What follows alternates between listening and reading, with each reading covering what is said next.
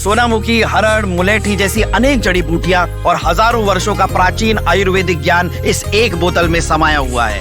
कायम टैबलेट, आपकी खुशियों का साथी। महाराष्ट्र की सियासत में अजीत पवार के निधन के बाद से उथल-पुथल का दौर जारी है।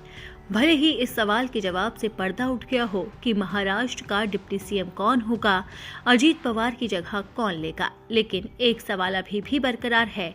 क्या वाकई अजीत पवार शरद पवार के साथ गठबंधन करना चाहते थे और क्या सच में एनसीपी गुट का विलय होने जा रहा था? ये सवाल इसलिए उठ रहे हैं क्योंकि शरद पवार ने विलय का दावा ठोका है। लेकिन इन सवालों के बीच में ही अजीत पवार की पत्नी सुनेत्रा ने उप मुख्यमंत्री पद की शपथ ले ली है और अब वो अजीत पवार की कुर्सी संभाल रही हैं।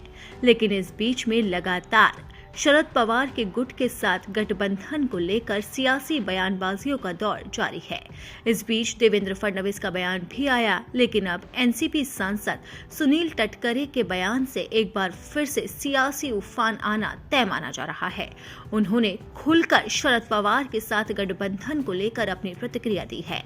एनसीपी सांसद सुनील तटकरे ने कहा है कि पार्टी ने दिवंगत अजीत पवार की अगुवाई में सामूहिक रूप से बीजेपी के नेतृत्व वाले राजग में शामिल होने का निर्णय लिया था। हम यही रहेंगे।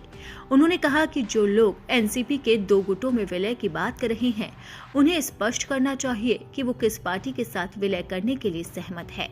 किस पार्टी का किस पार्टी के साथ विलय होना था, इस पर स्पष्टता होनी चाहिए।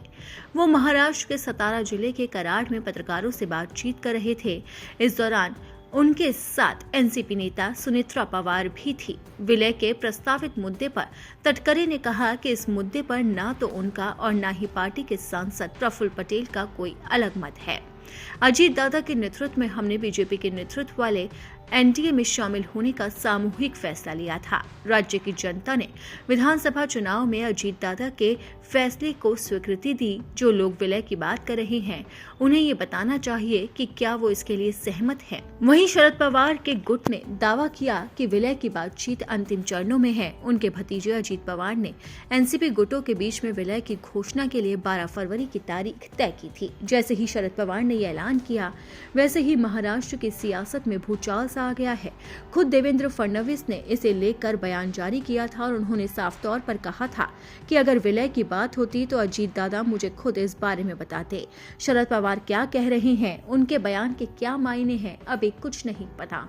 लेकिन अगर विलय की बात है तो अजीत दादा इस बात को मेरे सामने जरूर रखते और उन्होंने शरद पवार के दावों को सिरे से खारिज कर दिया। यानी कि साफ है कि बीजेपी एनसीपी का विलय बिल्कुल नहीं चाहती है। तो अब एनसीपी की तरफ से भी रुख साफ हो गया है। तो अब देखना होगा कि गठबंधन की ये जो सियासत है वो कहां तक जाती है और इस सियासत के बीच में सुनेत्रा पवार क्या फैसला लेती हैं।